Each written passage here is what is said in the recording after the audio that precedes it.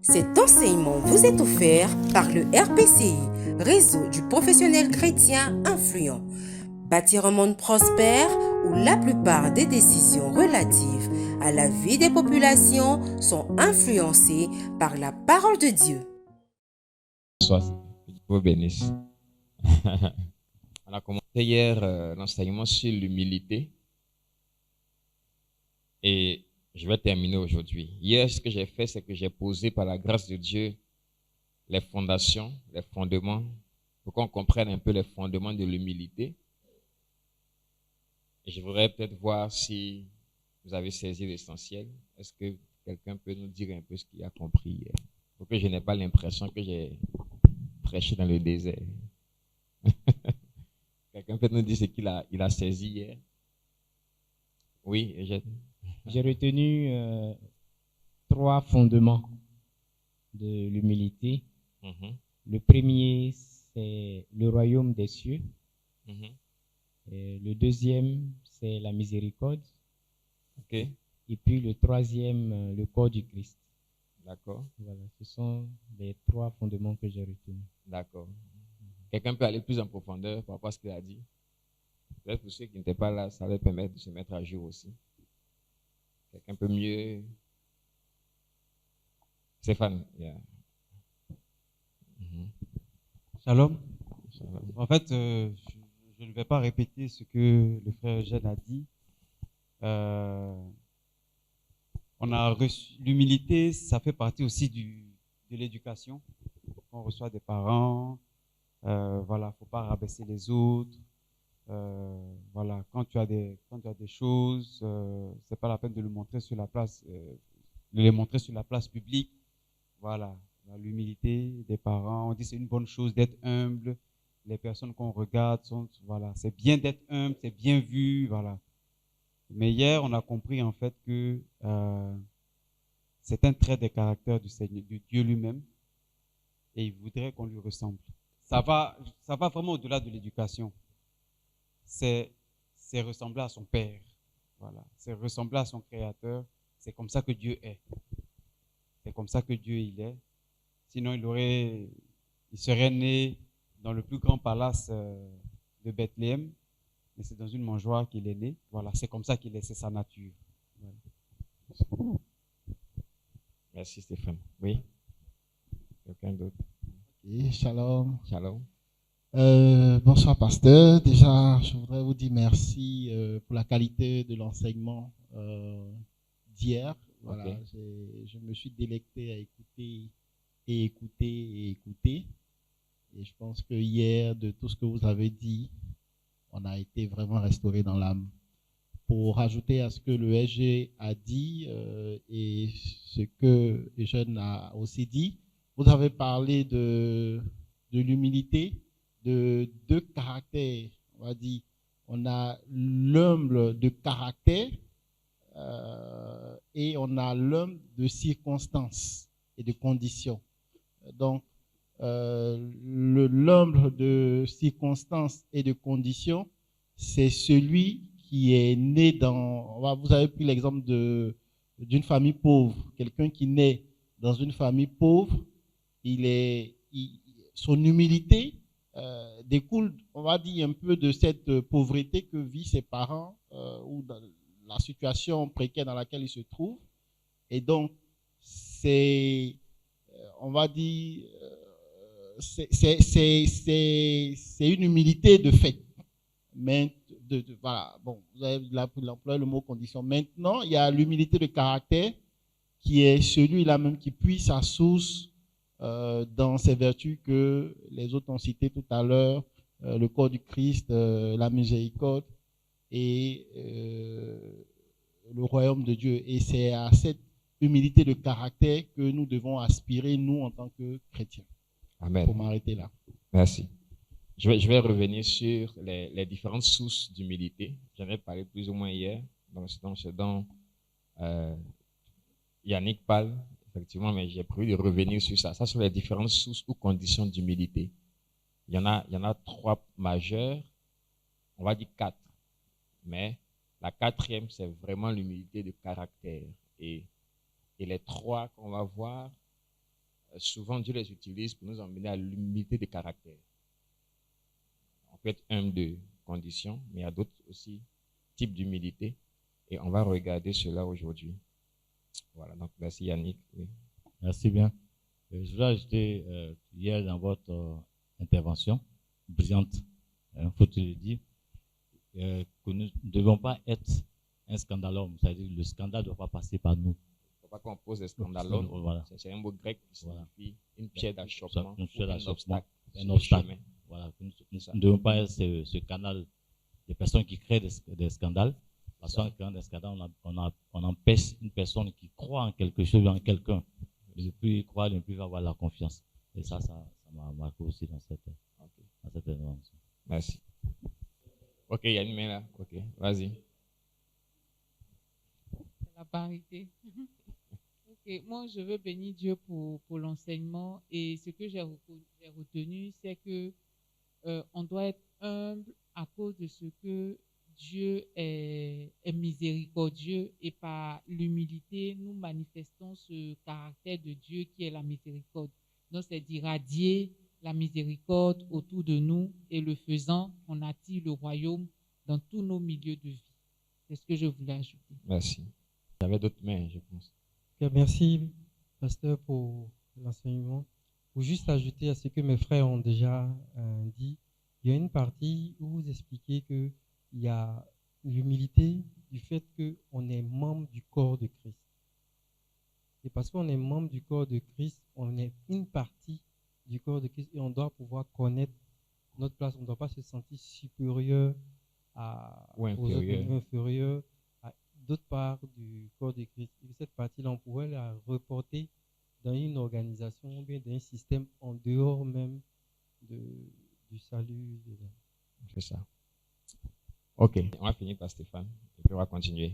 J'avais aussi bien apprécié l'exemple du petit doigt où on avait dit qu'un simple panari sur le doigt immobilisait tout le bras entier, même le coude qui est la partie, on va dire, la plus dure même du bras ne servait plus à rien à cause du petit doigt qui avait le panari. Maintenant, en parlant de scandale, une des définitions du scandale, c'était ne soit pas une pierre d'achoppement. Et bon, mon cerveau a fait un peu tic en parlant de pierre d'achoppement et en même temps la pierre angulaire. Est-ce qu'on peut dire que c'est... En fait, il y a comme un lien qui peut se créer ou bien qui se crée. Donc, je ne sais pas en fait. Est-ce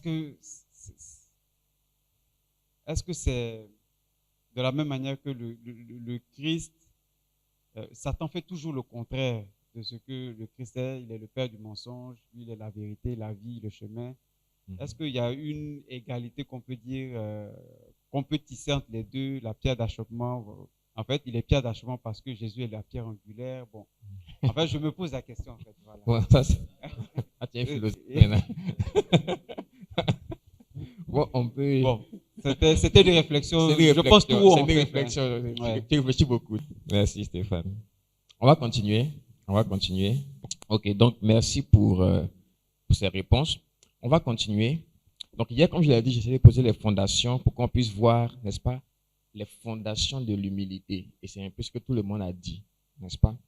Avec les exemples que j'ai pris, l'exemple de Jésus dans le temple pour le paiement, n'est-ce pas, des impôts du temple, n'est-ce pas? Et l'exemple qu'il a pris avec le petit garçon, donc pour établir que, n'est-ce pas, la fondation principale de l'humilité, c'est la manifestation du royaume de Dieu. On ne va pas revenir là-dessus, on a été assez large là-dessus. Maintenant, aujourd'hui, je vais parler de la définition de l'humilité et on va voir les différentes sources d'humilité. Et on va continuer donc avec la puissance de l'humilité et les avantages de l'humilité. Parce que hier, on a vu, n'est-ce pas, plus ou moins ce que c'est que l'humilité. Mais qu'est-ce que l'humilité maintenant? C'est un thème qui est difficile à définir et je me suis essayé à trouver une définition, n'est-ce pas, qui va nous aider à comprendre les autres points qu'on va voir. C'est une définition que j'ai tirée de ma compréhension de ce qu'on a vu hier et puis de la parole de Dieu. Donc, ce n'est pas forcément une définition qu'on va voir quelque part. Alors, qu'est-ce que l'humilité? Qu'est-ce que l'humilité? La définition prend en compte un certain nombre de versets dans la Bible qui parlent de l'humilité. L'humilité, c'est la disposition de cœur. C'est une disposition de cœur d'abord. C'est la disposition de cœur qui permet à une personne, c'est la disposition de cœur qui permet à une personne de se percevoir et de se considérer comme Dieu la perçoit et la considère, comme Dieu la perçoit et la considère, virgule, et qui lui permet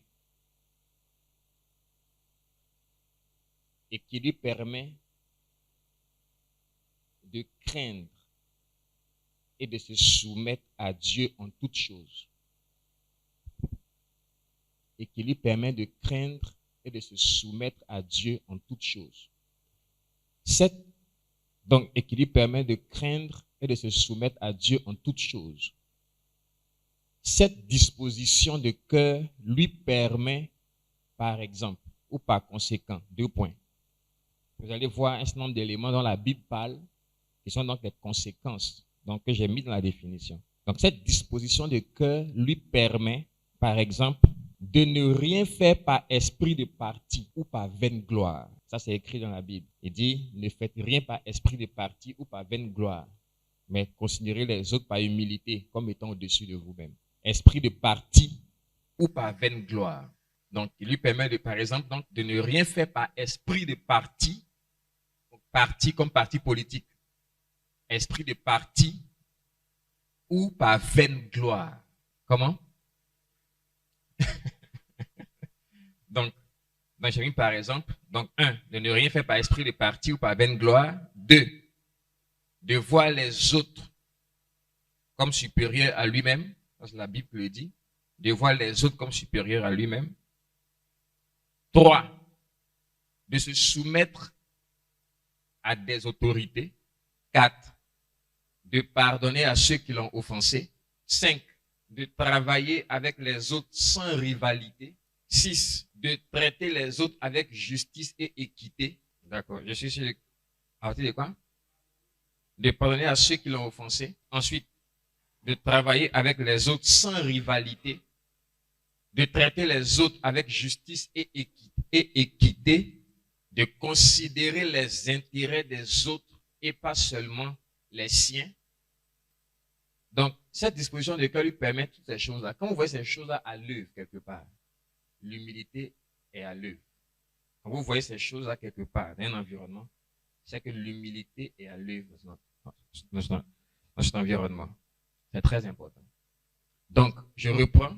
L'humilité est une disposition de cœur qui permet à une personne de se percevoir et de se considérer comme Dieu la perçoit et la considère, et qui lui permet de craindre et de se soumettre à Dieu en toutes choses. On va prendre 2 points, 3 points pour comprendre la définition. Dans cette disposition de cœur-là, on dit que elle permet, par exemple, de ne rien faire par esprit de parti ou par vaine gloire. Ça veut dire quoi, selon vous? Comment vous comprenez ça? Qui peut me donner un exemple d'esprit de parti dans la Bible? Esprit de parti dans la Bible. Quelque chose qu'il a. Un exemple, une situation où il a perçu un esprit de parti. Oui. De ce que j'ai compris, je peux donner l'exemple de Saphira et Anani. Pourquoi? Parce que ils ont recherché, bon, les apôtres avaient dit de tout vendre, mettre tout en commun et puis pour que ça serve au bien de tous. Donc ils ont retenu une part, ils ont travaillé pour eux-mêmes en maintenant une partie de la vente du champ. Voilà. D'accord. Donc, en fait, la partie de la vente qu'ils ont retenue, est-ce que tu comprends par esprit de parti? Enfin, c'est pas juste la partie, mais le fait de maintenir, de travailler pour eux-mêmes, en fait, au lieu de travailler pour la communauté. C'est un bon exemple. Quelqu'un d'autre? Oui, William. Comme exemple pour illustrer ça, à un moment, l'apôtre Pierre prêchait aux gentils et aux païens, et en l'absence d'autres juifs. Mais quand les juifs venaient, ils se conformaient au fait qu'ils se retiraient. Ils ne voulaient pas qu'on l'associe, on le mélange avec les gentils et les Très païens. bien. C'est un très bon exemple. Ils se sentaient Et dans la Bible, on le voit souvent avec donc, ce qu'on appelle du parti de la circoncision. Aujourd'hui, on le voit dans l'église. Hein. Je suis évangélique, je suis catholique. C'est l'esprit des partis. Ça fait par exemple que on a du mal, n'est-ce pas, à s'humilier ou à collaborer avec des frères et sœurs qui ne sont pas de la même dénomination. C'est un esprit de parti. Il y a beaucoup donc d'arrogance et d'orgueil dans le corps de Christ. C'est un esprit de parti. Le parti de la circoncision. Ils disent nous, c'est nous qui avons la connaissance pour le salut. Tu ne peux pas être sauvé si tu n'es pas circoncis. Et c'était un gros problème, n'est-ce pas, pour l'église primitive jusqu'à ce que Dieu règle la situation.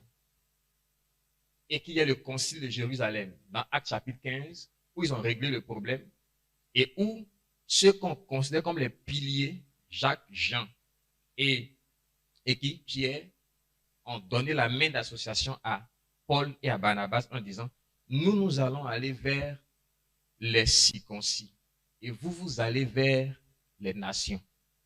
Mais, on dit quoi? On dit, ayant reconnu la grâce qui était avec nous, ayant reconnu la grâce que Dieu nous avait donnée d'aller vers les païens, vers les nations, ils nous ont donné la main d'association en disant, ok, vous, la grâce qu'on reconnaît chez vous, prenez ça et partez vers les nations et les païens, comme Dieu vous a envoyé.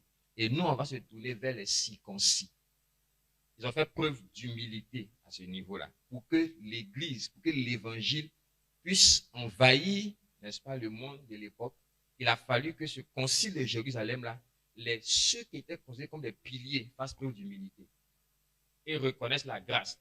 C'est pourquoi dans Romains, quand l'apôtre Paul parle, quand on a vu un peu, quand il a dit revêtez-vous de sentiments modestes, n'ayez pas une trop haute opinion de vous-même, n'est-ce pas? Mais que chacun, selon la grâce qui lui a été faite, selon la foi qui lui a été départie, c'est ce qu'ils ont fait. Ils ont reconnu la grâce qui était faite à Paul et à Barnabas. Et ça fait que l'évangile a avancé. Pourquoi? Parce qu'ils ont su que nous sommes tous membres d'un corps et d'une équipe apostolique, chacun ayant reçu une grâce particulière pour aller vers une cible particulière. Et même si on n'est pas d'accord sur des détails, est-ce que Paul a dit? Paul dit c'est des détails. Il dit en Christ, ce n'est ni la circoncision, ni l'incirconcision qui compte, mais c'est la foi qui agit par l'amour. Et donc, quand vous regardez les apôtres, ils étaient pétris d'humilité. C'est à cause de leur humilité, c'est l'une des choses qui a fait que l'évangile a pu gagner les nations et arriver là où elle est aujourd'hui, et que nous sommes chrétiens. C'est à cause de l'humilité qu'ils ont fait preuve, n'est-ce pas, dans les débuts de la vie de l'Église. C'est très important. Quand tu as un esprit de parti, tu as du mal à accepter ou à voir la grâce qui se trouve chez les autres. Tu as du mal. Tu peux pas voir même, tu veux même pas même voir même la grâce qui est chez eux. Tu veux pas. C'est un esprit de parti. Et ça, sa racine est dans l'orgueil et l'arrogance spirituelle. C'est très important. Ok? Ne rien faire par esprit de parti ou par vaine gloire. De voir les autres comme supérieurs. C'est difficile. Comment? Voir les autres comme supérieurs à toi. C'est écrit dans la Bible. Par humilité, voyez les autres comme supérieurs. C'est des principes spirituels très profonds qui permettent, n'est-ce pas, l'harmonie de la création. C'est important. Donc, voici un peu ce que c'est l'humilité. Donc, si on comprend que l'humilité, c'est cela, vous allez voir que l'humilité est puissante. C'est une des natures fondamentales de Dieu et qui veut que nous puissions manifester. Pourquoi? Et on le verra. Et donc, si on a maintenant la définition de l'humilité, c'est ce que je viens de dire, quelles sont les différentes sources d'humilité? Parce que l'objectif de Dieu, c'est de t'emmener à être humble. Et souvent, il y a certaines opérations qui se passent dans nos vies. Dieu les permet pour nous humilier et pour nous emmener à un niveau d'humilité qui nous permettra de mieux jouir de ses bénédictions. Et on va regarder, on a vu hier déjà le premier niveau d'humilité qui est l'humilité de situation à cause des circonstances. On a largement parlé de ça hier. C'est le premier niveau. Ce sont ceux qui sont humbles par nécessité, qui sont humbles par condition. Ils se sont retrouvés dans des situations qui les ont rendus humbles naturellement. C'est pas qu'ils sont humbles de caractère, mais la situation les rend humbles. Les pauvres, les nécessiteux, ceux qui expérimentent des maladies qui font qu'ils sont humbles. Il y a des maladies qui font que quand tu te retrouves parmi des personnes, tu es humble. Tu fais profil bas. Il y a des situations, n'est-ce pas, sociales que tu as qui font que tu fais profil bas quand tu es parmi les gens. L'un des objectifs de la loi que Dieu a donné à la nation d'Israël, c'est de ne pas faire souffrir les humbles situations, de ne pas les opprimer, de leur donner la latitude d'expérimenter aussi le royaume de Dieu. Parce que beaucoup de personnes qui sont dans cette situation-là n'y sont pas arrivées d'elles-mêmes. Elles sont arrivées par circonstances. D'autres sont nés dans des familles pauvres. On a parlé hier. D'autres sont nés dans des familles qui ont des malédictions familiales, qui viennent de plusieurs générations. Ou par exemple, on dit que tu ne peux pas dépasser le niveau CE1. Et donc, dans une telle famille, tu montes. Quand tu es trop monté, tu as fait CE1. Il y a une limitation générationnelle. Et ces gens-là, tu les vois, souvent ils sont là dans des conditions très, très modestes. Ils sont au village, ils sont même en ville dans les quartiers précaires, parce que le niveau qu'ils ont, le niveau de compréhension, le niveau d'illumination ne leur permet pas un certain nombre de standards. Et ils sont donc humiliés par la circonstance dans laquelle ils sont nés ou dans l'environnement dans lequel ils ont grandi. Ce sont les humbles situations. Et on a vu des versets hier. Le deuxième niveau d'humilité, c'est l'humilité de position. L'humilité de position, c'est qui? C'est être abaissé ou humilié. Être abaissé ou humilié. L'humilité de position, c'est ceux qui sont rendus petits. Ça parle de ceux qui sont humiliés de leur position élevée ou arrogante, qui sont ramenés à un niveau bas. Parce que vous voyez, le français ne traduit pas bien des vocabulaires riches comme le grec ou l'hébreu.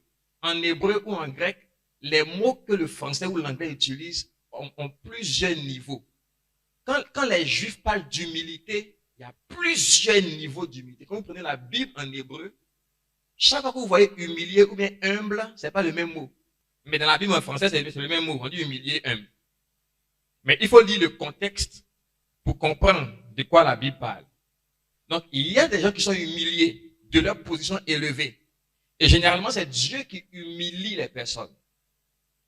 Et comme je vous l'ai dit, au final, Dieu recherche l'humilité de caractère. Donc, souvent, il est obligé de faire passer certains par des situations, de les ramener de leur piédestal pour qu'ils apprennent l'humilité. On va lire quelques versets pour que vous compreniez de quoi je parle. Prenons Ésaïe 5, verset 15.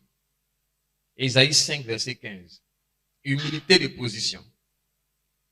Il y a une humiliation en griffe. Ça peut être une humiliation. Mais c'est l'humilité par rapport à la position. Ta position, on te ramène à une position plus basse. Donc j'appelle ça humilité de position. D'accord? Qui peut lire Ésaïe 5, verset 15? Quelqu'un va prendre Ésaïe 2, 11 et 17. On va lire un peu. Ça vous permet de comprendre un peu? Bon. Verset 15, je reprends. Okay. L'être humain devra plier. L'homme sera abaissé. Les arrogants baisseront les yeux. Très bien. Donc ici, il parle d'humilité. Dieu va rabaisser les personnes. Ésaïe 2, 11. Et puis 17. Ésaïe 2, 11. Les regards arrogants des humains seront abaissés. et la prétention des hommes sera humiliée. Seul le Seigneur sera exalté en ce jour-là. Vous voyez? Le Donc, verset ça parle, 17. donc Dieu parle de personnes dont qu'on va ramener. C'est ce que Dieu a fait avec Lucifer.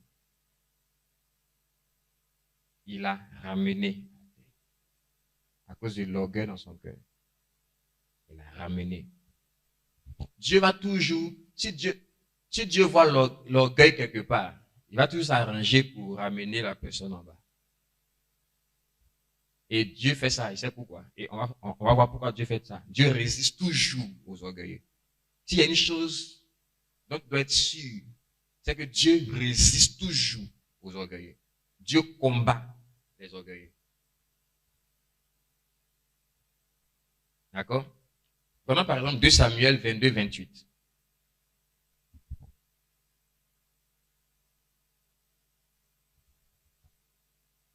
De Samuel 22, 28.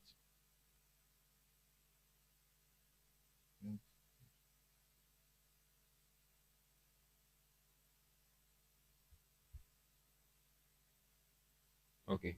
2 Samuel 22, verset 28. Mhm. Que je lis. 2 Samuel 22, verset 28. Tu sauves le peuple des humbles. Les regards hautains, tu les rabaisses. Amen. Chaque fois, à plusieurs reprises, vous allez voir dans la Bible, regard hautain. Regard hautain. Et il y a un passage de la Bible, j'ai oublié la référence, où on dit Dieu voit les orgueilleux de loin. Par ton regard, Dieu peut voir si tu es orgueilleux. Ton regard seulement. Ta façon de regarder. Dieu sait. Parce que il dit les yeux sont l'âme, sont la porte de l'âme. Par les yeux, tu peux voir l'état de l'âme de quelqu'un. Par ses yeux. C'est très important. Maintenant, on va voir un exemple de ville orgueilleuse. Dieu rabaisse des villes. Il y a des villes qui n'existent plus. Il y a des royaumes qui n'existent plus. Qui ont existé dans l'ancien temps, qui n'existent plus à cause de leur orgueil. Parce que de la même façon que Dieu rabaisse des hommes, il rabaisse des villes ou des nations. Alors, prenons par exemple Ésaïe 29, versets 1 à 4.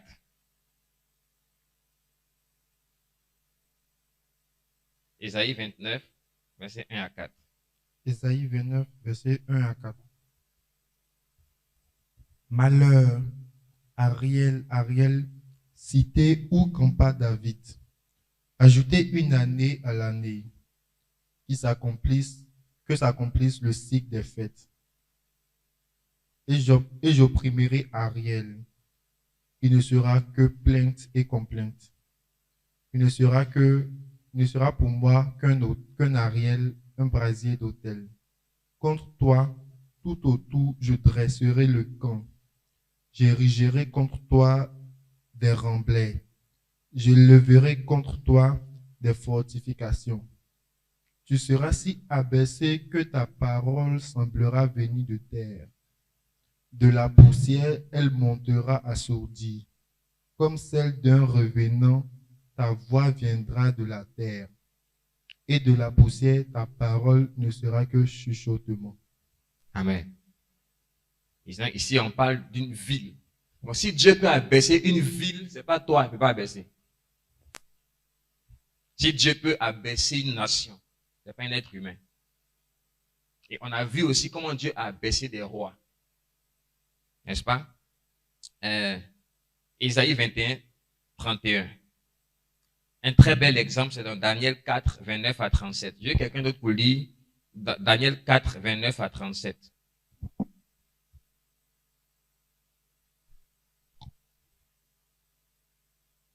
Lis Ésaïe 21, 31. Quelqu'un prépare. Ésaïe 21, verset combien? Je ne sais pas si c'est dans la même Bible, mais chez moi, ça arrive à 17. Ah bon? Ésaïe 21, le dernier verset, c'est 17. C'est 17? Oui. Ah bon? Bon, prenez Daniel 4. Chez vous, il y a 21, 31? Non. Ésaïe quoi? 21, 31. Il n'y a pas 31. Hein? Non. Moi, je me suis trompé. Moi, c'est Isaïe 31. 31, 21. Non. Bon, on prend Daniel 4, 29, 37. Oui, mais c'est plutôt Ézéchiel. Bon. Qui a Daniel 4, 29, 37? Je crois que c'est plutôt Ézéchiel. Daniel 4, verset 29, 37.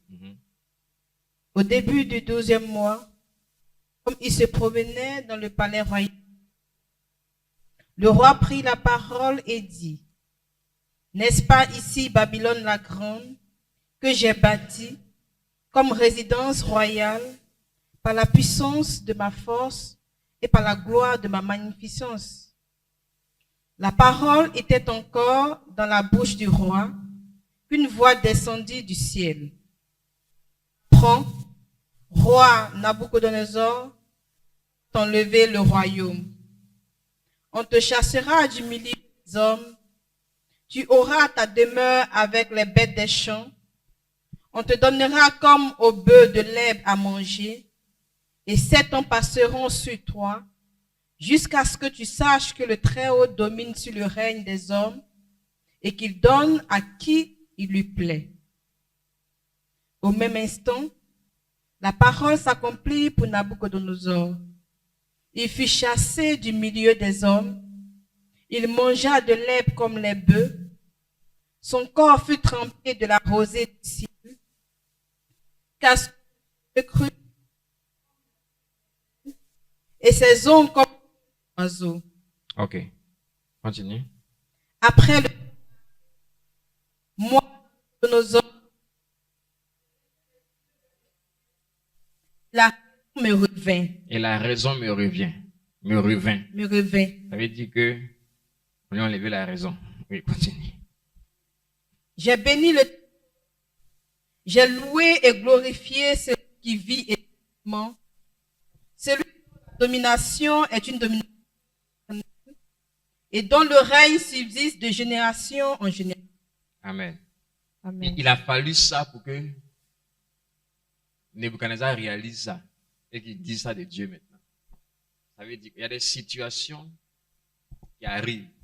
Quand ça finit d'arriver, tu reconnais exactement quelle est ta place, quelle est la place de Dieu, quelle est la place des autres. Et ici, c'est ce que Dieu a fait avec le roi. C'était le plus puissant de l'époque. Et que Dieu est capable de changer ta nature. C'est-à-dire que ce qui fait que nous sommes les êtres humains, c'est que la nature humaine. Dieu a remplacé sa nature humaine par une nature animale. Pour qu'il aille brouter comme les animaux. Dieu est puissant. Et c'est important. Ça, c'est un des fondements de l'humilité. Dieu est puissant. Il est tout puissant. Il peut tout faire. Amen. C'est très important. Donc, ça, le deuxième point, c'est l'humilité de position. On devient humble parce qu'on nous a rabaissés. Et puis, il y a le troisième point qui est l'humilité de volonté. Les humbles de volonté. Les humbles de volonté, c'est ceux qui se soumettent volontairement à la volonté d'une autre personne. Et de Dieu en particulier. Ils se soumettent volontairement. On va venir sur le caractère. Les humbles de volonté, c'est ceux qui se soumettent volontairement. Tu peux te soumettre volontairement à quelqu'un, mais tu n'es pas vraiment humble.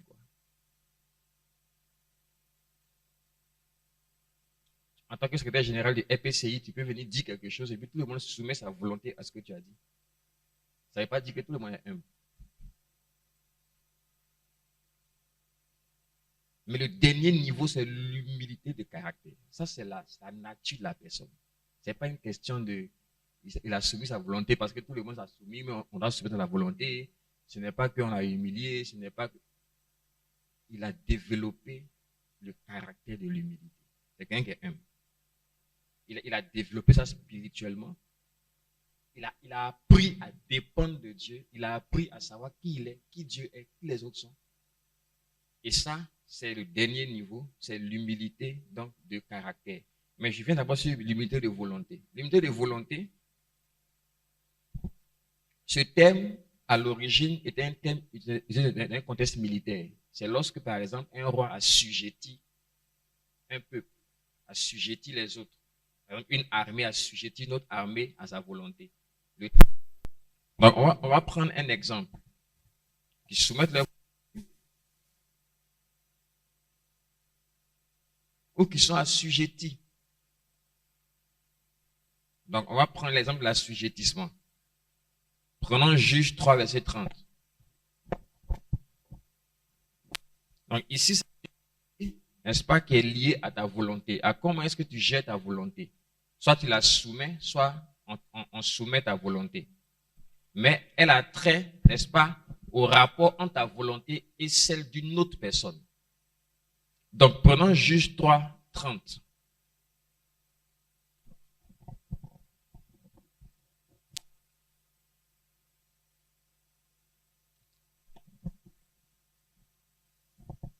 Quelqu'un peut lire Juge 3?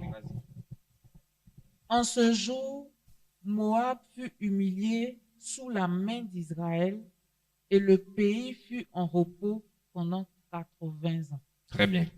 Donc ici, c'est un peu différent de l'humilité de position. C'est plutôt ici la volonté de Moab qui a été soumise à celle d'Israël. Et donc, Moab a commencé à payer un tribut à Israël. Donc, il y a une nuance entre l'humilité de volonté et l'humilité de position. C'est très important de suivre ça. On va prendre 1 Chronique 24. 1 Chronique 24. Et puis le dernier passage, ce sera Néhémie 9, 24. Après cela, une bataille s'engagea contre les Philistins à Gézer.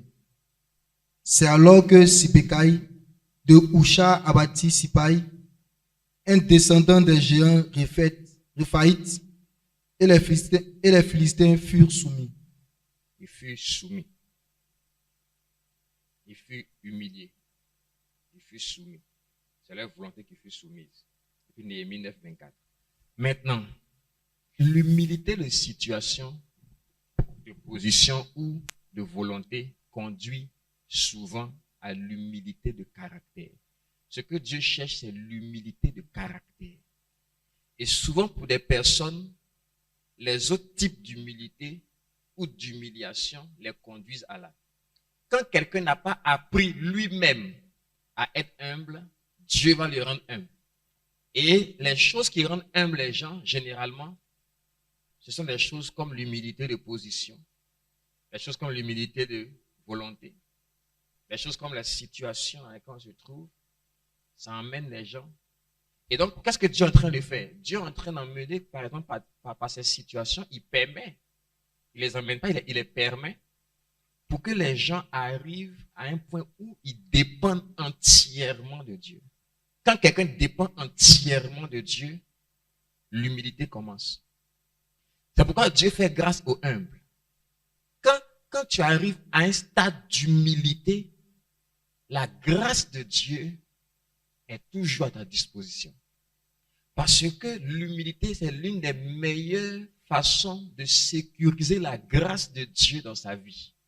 C'est-à-dire de sécuriser l'intervention de la miséricorde de Dieu. Lorsque tu as appris à ne compter que sur Dieu, tu as appris à savoir qui est Dieu et à savoir qui tu es. Et à compter sur lui. Donc vous voyez que l'humilité n'a rien à voir avec ton niveau social, ta position dans la société, la famille d'où tu viens, ton niveau matériel. Ça n'a rien à voir. On a vu qu'il y en a qui sont humbles de circonstances. Mais tu peux être quelqu'un de très riche et de humble. Parce que malgré ta richesse, tu as appris à dépendre entièrement de Dieu. Malgré ta richesse, tu as appris à savoir, à te percevoir comme Dieu te perçoit et à percevoir Dieu comme il est.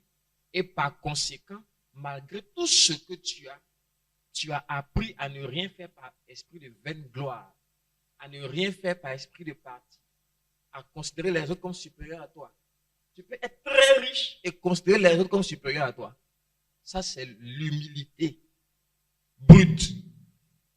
Et c'est pourquoi l'humilité, il faut faire attention parce que beaucoup de gens dans le monde parlent d'humilité. Ce n'est pas selon les standards bibliques. Quand ils parlent d'humilité, ils ont ce à quoi ils pensent. Mais pour savoir que quelqu'un faut le tester. Quand Dieu veut voir ton humilité, il teste. Il faut tester quelqu'un dans certaines circonstances. Tu vas voir s'il est vraiment humble. Par exemple, Israël. Quand Israël est sorti de l'Égypte, dans Deutéronome 8, Dieu dit, et on va les lire ensemble, versets 2 à 3, il dit qu'il a humilié Israël lui-même dans le désert, afin de voir quelles étaient les dispositions de leur cœur, pour voir s'ils garderaient ou non ses commandements. Il dit qu'il les a humiliés et il les a fait souffrir de la faim, pour qu'ils apprennent quelque chose de très important.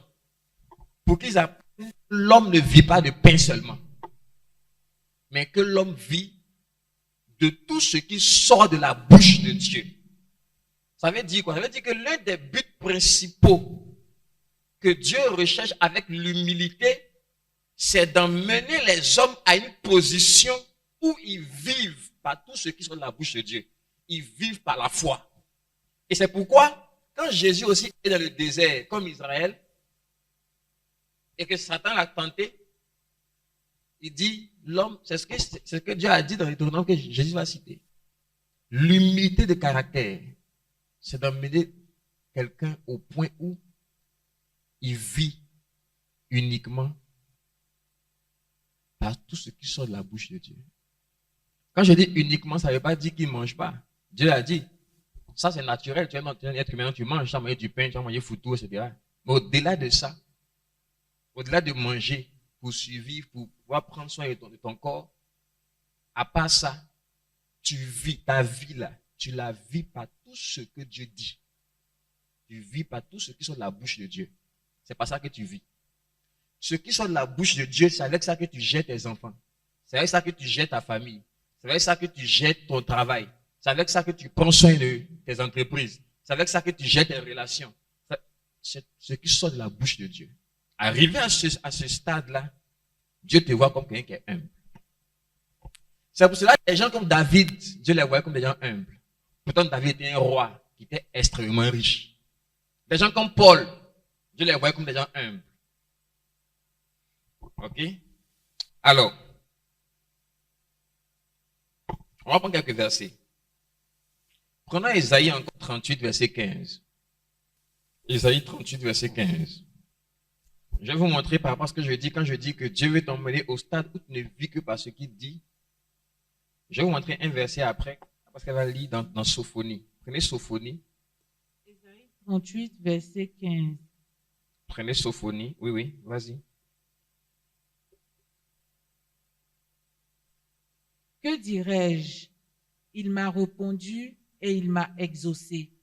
Je marcherai humblement jusqu'au terme de mes années après avoir été ainsi affligé. Très bien. Je marcherai humblement jusqu'au terme de mes années après être ainsi affligé. Le mot, c'est le mot humilié.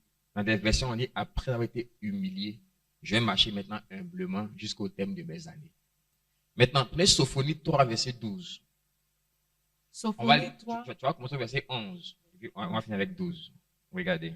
En ce jour-là, tu n'auras plus à rougir de toutes tes actions par lesquelles tu as péché contre moi, car alors j'ôterai du milieu de toi ceux qui triomphaient avec arrogance, et tu ne t'énorgueilliras plus sur ma montagne sainte. Et quoi? Tu ne t'énorgueilliras plus sur ma montagne sainte.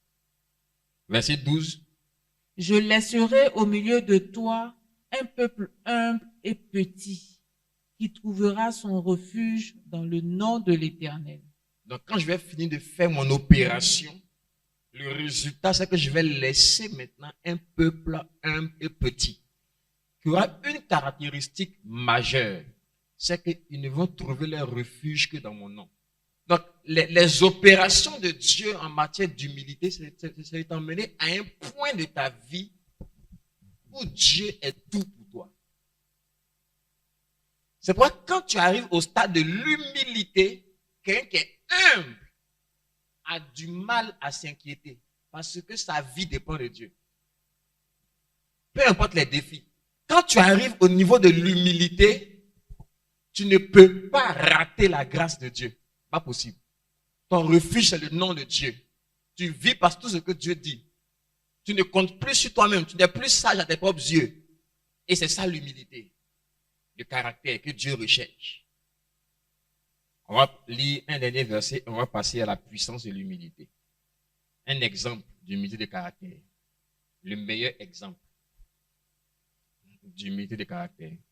Philippiens 2, 3 à 8. Philippiens 2, 3 à 8. Ne faites rien par esprit de parti ou par vaine gloire, mais que l'humilité vous fasse regarder les autres comme étant au-dessus de vous-même. Que chacun de vous, au lieu de considérer ses propres intérêts, considère aussi ceux des autres. Ayez en vous les sentiments qui étaient en Jésus-Christ, lequel, existant en forme de Dieu, n'a point regardé comme une proie à arracher d'être égal avec Dieu, mais s'est dépouillé lui-même en prenant une forme de serviteur, en devenant semblable aux hommes et ayant paru comme un simple homme. Il s'est humilié lui-même, se rendant obéissant jusqu'à la mort, même jusqu'à la mort de la croix. Amen. Donc, tout ce qu'il a dit au début, là, maintenant, il illustre cela avec Jésus. Il dit Jésus, par exemple, était égal à Dieu. Jésus est Dieu. C'est pas un petit Dieu. Jésus est Dieu.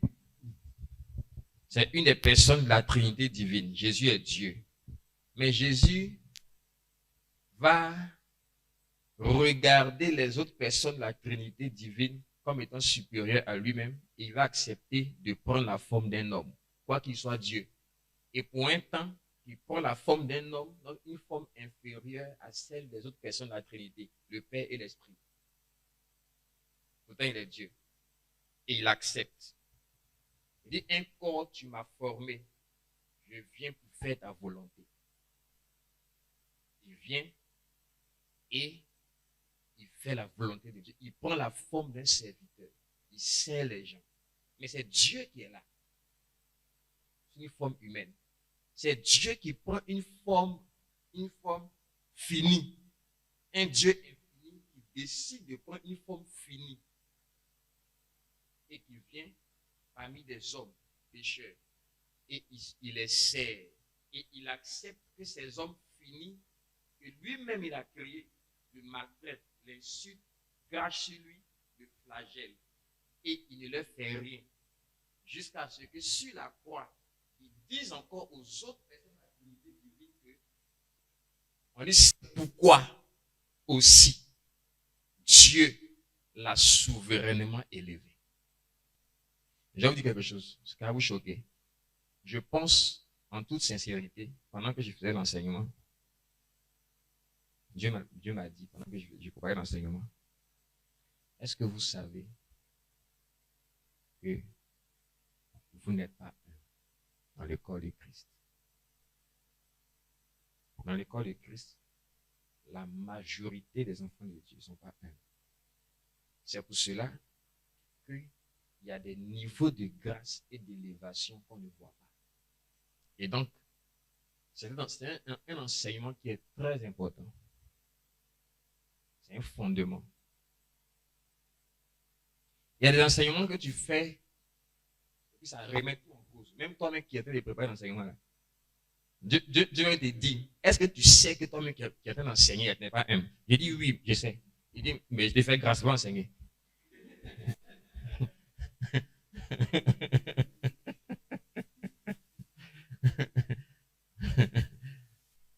On sait que si c'est pour aller annoncer l'évangile, on ne peut pas le choisir même. Parce qu'il a persécuté l'église. Parce qu'il a tué des chrétiens. Parce qu'il a ravagé. Quand vous lisez le livre de Galates, Paul explique pourquoi Paul était aussi motivé et était aussi zélé dans son mandat apostolique. Regardez comment Paul, dans son ignorance, ravageait l'église. Il dit, je ravageais à outrance. Maintenant, quand vous partez voir ce que le mot outrance veut dire,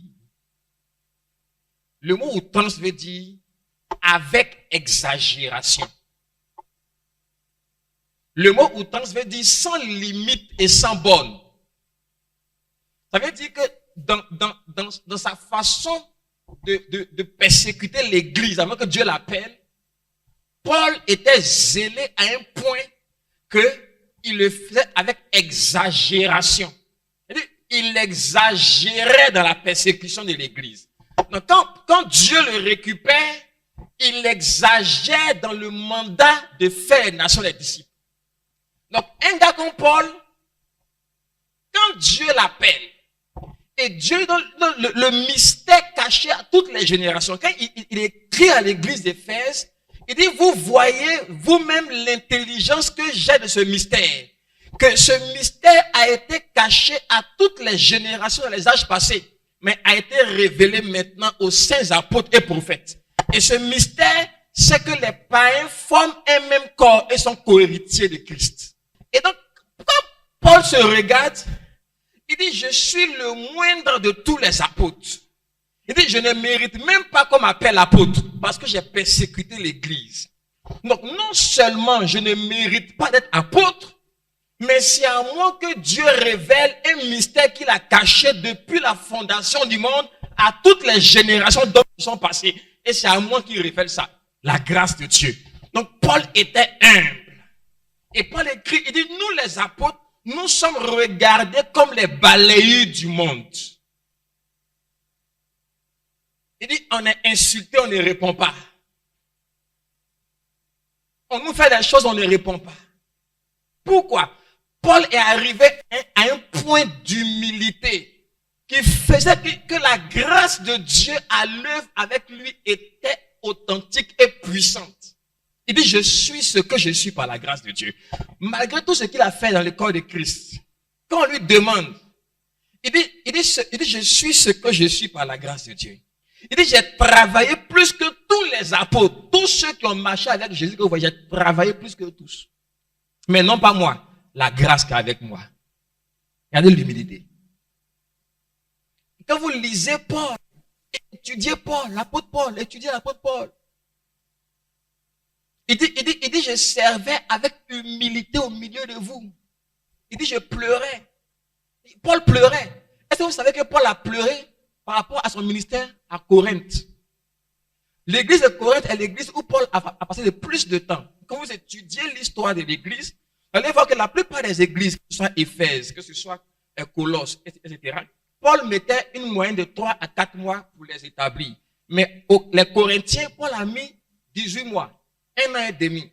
Et c'est l'église qui est la plus fatiguée. C'est une église charnelle, une église avec les dons spirituels, mais charnelle. Et il fatiguait Paul. Et Paul a pleuré à plusieurs reprises à cause de l'église. Un grand apôtre qui pleure. Ces gens-là, ils avaient une telle humilité. Il dit, j'ai appris à vivre dans la disette comme dans l'abondance. En toute chose, je puis tout par celui qui me fortifie. Que je sois pauvre, que je n'ai rien, ou que j'ai, ce n'est pas le plus important pour moi. Ce qui est important pour moi, c'est que je finisse la course que Dieu m'a donnée à courir. Que je n'ai rien, ce n'est pas un problème. Que j'ai en abondance, ce n'est pas un problème. Ce que je suis et mon humeur, ça ne dépend pas de ce que j'ai ou de ce que je n'ai pas. Voici l'humilité. Est-ce qu'on est humble? Notre attitude, notre caractère, nos réactions par rapport aux autres, ça change au gré de ce qui se passe dans nos vies. Des gens comme Daniel. Le roi l'appelle pour dire, interprète la mention sur le mur et je te ferai deuxième dans le royaume avec des dons. Il dit, garde tes dons pour toi. Je vais interpréter quand même. C'est des gens qui n'avaient, c'est-à-dire que c'est des hommes spirituels. Des hommes spirituels. Je vais vous dire quelque chose qui va vous choquer. Quand je vois un homme de Dieu ou bien un enfant de Dieu qui, à cause d'une certaine aisance matérielle ou financière, pense que c'est un signe de grande spiritualité ou de profondeur avec Dieu, excusez-moi le terme, ça me fait pitié. La Bible dit que la grâce de Dieu était avec Joseph. Et Joseph prospérait. Quand la Bible dit ça, dans les versions françaises là, c'est pas ce que ça dit. Mais prenez les autres versions, vous allez voir. Dieu dit que Joseph était un homme prospère en Égypte. Quand Dieu dit ça de Joseph, il n'était pas encore premier ministre. Il était esclave. Mais Dieu dit que Joseph était un homme prospère. Quoi? C'est quoi la prospérité alors? C'est pour cela que beaucoup de gens ne craignent plus Dieu. Les incroyants, c'est pour cela qu'ils ne craignent plus notre Dieu.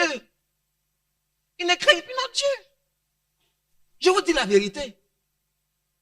Parce que les standards, on a mis Dieu à leur standard. Quand vous parlez de prospérité financière, j'ai rien contre ça. Hein. Par la grâce de Dieu, je ne suis pas un mendiant. Par la grâce de Dieu, je ne suis pas un pasteur qui compte sur les offrandes. Par la grâce de Dieu. Mais je vous dis que quand on met certains standards du royaume au standard des incroyants, ils ne respectent plus Dieu. Quand on met en avant les choses comme la richesse, la prospérité, le matériel, quand on a un certain niveau de prospérité financière, on pense que ça c'est l'opération de Dieu. Mais tu vas dire quoi à Bill Gates? Bill Gates serait assis ici, il va dire, mais de quoi vous parlez? Prospérité? Prospérité? Mais nous on gagne milliards de dollars chaque jour. De quoi vous parlez? Votre Dieu est un Dieu de prospérité. De quoi vous parlez? Donc, il faut les mettre à un autre standard. Dieu pensait que Joseph, en tant qu'esclave, était plus prospère que Pharaon, qui était le roi. C'est pour ça qu'on ne craignent plus Dieu. Parce qu'on les met au standard de Dieu, au standard du monde. On met Dieu au standard du monde. Mais quand on voit un peuple, quand on voit une race, parce que nous sommes une race élue, la Bible dit que le corps de Christ, nous sommes une nation sainte, un peuple élu, afin d'annoncer l'excellence. Mais quand on voit un peuple comme ça, qui n'est pas distrait par tout ce que vous prenez pour être des standards de choses, je veux dire, tu vois des gens être riches ou pas, c'est pas le problème. Ça ne veut pas dire qu'ils n'ont rien à voir, ils ont un problème avec la richesse et la prospérité. Il y en a qui sont prospères, il y en a qui ont l'argent, il y en a qui ont des maisons, il y en a qui ont des comptes en banque fournis. Mais ça ne dit rien du tout. Quand on voyait un peuple comme ça, c'était l'église primitive. Pourquoi l'église primitive faisait peur? On dit les gens avaient peur de se joindre à eux. On dit, ils avaient tout en commun. D'autres avaient des terrains, les Barnabas, ils ont vendu les terrains, ils prennent l'argent, ils vont donner au pied des apôtres pour qu'on puisse prendre soin des gens. C'est ça qu'il s'agit. Revenons aux fondamentaux. Il y a des fondamentaux qui font que les gens qui ne craignent pas Dieu commencent à craindre Dieu. Même sans que tu leur prêches l'évangile. On va voir la puissance de l'humilité. Les avantages de l'humilité. On les sait, mais je vais en parler un peu. L'humilité, ça favorise l'harmonie de la création de Dieu. Parce que quand tu as une perception de qui tu es, comme Dieu te voit, comme Dieu voit les autres, quand tu vois Dieu comme il est, ça permet l'harmonie de la création. Parce que s'il n'y a pas d'humilité, il y aura un désordre dans la création de Dieu. Parce que le désordre dans la création est venu à la chute, au péché originel. Et le péché originel, l'une des marques principales du péché originel, c'était l'émergence de l'orgueil, de l'indépendance de l'homme. L'homme a commencé à être indépendant, à être arrogant. Avec la tour de Babel, ils sont arrivés au stade où ils voulaient atteindre Dieu. C'était l'émergence, c'était le règne de l'arrogance, le règne de l'orgueil. Les gens voulaient atteindre Dieu par eux-mêmes. Et à partir de la chute, la création de Dieu a eu un problème. Voilà pourquoi la rédemption que Dieu a envoyée par Christ était une rédemption cosmique. Il a voulu tout réconcilier avec lui-même, tant ce qui est dans le ciel que ce qui est sur la terre, en faisant la paix par le sang de sa croix. Donc ce n'est pas des hommes seulement qui sauvent. Il a sauvé toute la création dans le ciel, sur la terre. Et la création entière attend avec un ardent désir la révélation des fils de Dieu. À cause de quoi? À cause de la servitude, la vanité dans laquelle la création a été mise. Et tout ça, c'est à cause de l'arrogance de l'homme à la chute. Donc, l'humilité permet de ramener la création de Dieu, l'ordre créationnel, n'est-ce pas, dans l'équilibre que Dieu voulait. C'est l'humilité qui va te permettre de voir ton frère supérieur à toi, comme la Bible le dit. Et donc, ça va faire qu'il y a des choses que tu ne feras pas qui vont déstabiliser sa vie et l'environnement. Aujourd'hui, vous voyez des nations comme, des grandes nations comme les États-Unis, comme la Chine, etc., qui refusent de signer des choses concernant le climat. Pourquoi? À cause de leurs avantages. Mais les conséquences de ça sur les peuples, ce n'est pas le problème. Pourquoi? C'est un problème d'arrogance. C'est un problème d'orgueil. Les conséquences des gaz à effet de serre, etc., qui font qu'on a beaucoup donc, de troubles au niveau donc, du climat. Certains désastres naturels sont liés à ça. Donc, il y a un désordre dans la création de Dieu. Ça cause de quoi? Ça cause de l'arrogance des gens. L'humilité devient importante. Donc, vous voyez jusqu'où va l'humilité? L'humilité qui fait que, par exemple, tu as une bonne appréciation de qui tu es et de qui l'autre est. S'il y a plus d'humilité, par exemple, il y aurait avoir un meilleur partage, n'est-ce pas, des richesses. Beaucoup d'entreprises, mais beaucoup d'économies seraient privées des grèves et autres, tout ça. Parce que l'humilité allait faire que les gens allaient considérer aussi ceux qui sont et les traiter des choses, parce qu'on n'est pas tout ça, tout ce désordre dans la société. Donc l'humilité devient puissante pour assurer l'équilibre de la création de Dieu. L'équilibre de la société. C'est l'humilité qui fait que un roi comme David, oint par Dieu, oint 3 fois, on l'a oint dans la maison de son père. Les anciens on a mis le oint à Hébron. On l'a oint sur Israël. Il est devenu roi. Dieu même a témoigné de David. Quand son fils s'élève contre lui, qu'est-ce qui se passe? David refuse que le combat ait lieu à Jérusalem. Pourquoi? Parce que Jérusalem est un symbole politique. Jérusalem a un sens plus élevé, est plus important que sa royauté à lui. David fuit Jérusalem. Il faut que le combat ait lieu hors de Jérusalem. Parce que Jérusalem est la cité du grand roi. Jérusalem est la cité de Dieu d'abord, avant la mienne. Donc, il déplace le combat hors de Jérusalem et il fuit. Il ne veut pas qu'il y ait de combat dans la ville et il ne veut pas qu'il y ait un problème avec la population. Il préfère sortir avec l'armée. Là, s'il y a un problème, la population, la cité sont préservées. Voici l'humilité. Mais qu'est-ce qui se passe aujourd'hui dans nos nations? Même si la population va mourir pour que moi je sois au pouvoir. L'humilité. Amen. Maintenant, on va prendre quelques exemples dans la Bible pour qu'on voit, n'est-ce pas, les avantages de la puissance de l'humilité. Psaume 25, verset 9. Psaume 25, verset 9. Psaume 25, verset 9. Il conduit les hommes dans la justice, il enseigne aux hommes sa voie. Amen. Connaître la voie de Dieu. Beaucoup de gens se demandent, mais comment est-ce que je peux trouver le but de Dieu pour ma vie, mon appel, la voie de Dieu qu'il a tracée pour moi? Si tu n'es pas humble, tu n'as pas trouvé. C'est pas possible. Moi, j'enseigne sur l'appel. Mais il sait que tu n'es pas humble là. Il est pour t'enseigner, tu ne peux pas trouver ton appel. Tu ne peux pas trouver ta voie. Ce n'est pas possible. Parce que Dieu ne conduit que les humbles. Il ne montre la voie qu'aux humbles. On a vu ce que c'est que l'humilité. Tu arrives au point où tu dépends entièrement de Dieu. Seigneur, du 22 novembre jusqu'au 9 janvier, j'ai pris 49 jours de jeûne. J'ai mes sujets de prière principaux. 98% de mes sujets là, c'était Seigneur, je vais faire ta volonté. Quelle est ta volonté pour moi à partir de 2020? Et puis, j'ai su que Dieu va me conduire. Si je pleure devant lui, j'ai pleuré devant lui. Il y a des nuits où dans la prière, je pleurais. Mes larmes coulaient. Je veux que tu me montres la voie. Montre-moi la voie. Qu'est-ce que je dois faire à partir de 2022? Qu'est-ce que je dois faire? Où tu m'envoies? Quelle est la prochaine étape de mon appel? Qu'est-ce que je dois faire? Ma vie dépend de toi. Tu es mon héritage. Tu es tout ce que j'ai. Je n'ai rien. Quand je vais mourir aujourd'hui, là, je n'ai rien. On va m'enterrer là. On ne m'enterrera pas avec une maison. On ne m'enterrera pas avec mon compte en banque. On m'enterrera pas. Ma femme même ne sera pas là dans mon cercueil. Seigneur, je n'ai personne. En réalité, ce que j'ai sur cette terre, c'est toi.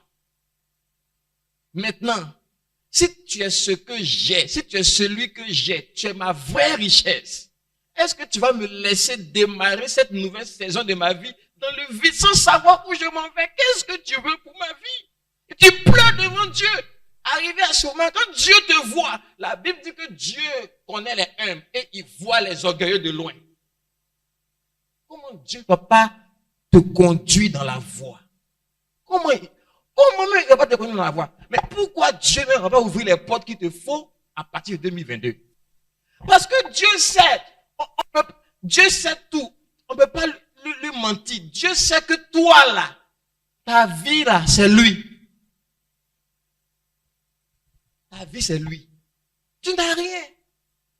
Mais jugeons ensemble. Qu'est-ce que tu as? Asseyons-nous, discutons. J'ai dit, dans ce monde-là, toi tu as quoi? C'est-à-dire, si tout de suite là, tu meurs là, tu vas avec quoi qui t'appartient? Rien. Tu n'as rien. La seule chose que tu as, et c'est ça qu'on parlait, n'est-ce pas, Kevin? C'est pour cela que Dieu m'a dit, quand on a enseigné l'école, le thème qu'il m'a donné, c'est la révélation de la gloire de l'héritage du royaume de Dieu. Et on a expliqué, j'ai expliqué en long et en large, que ce qu'on a, je vais vous dire ce qu'on a en réalité, c'est quoi?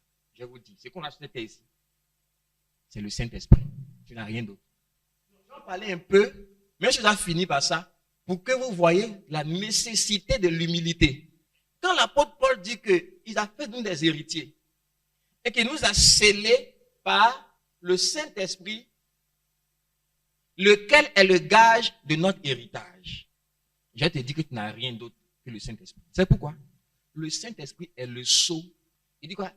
Il nous a scellés par le Saint-Esprit qui avait été promis.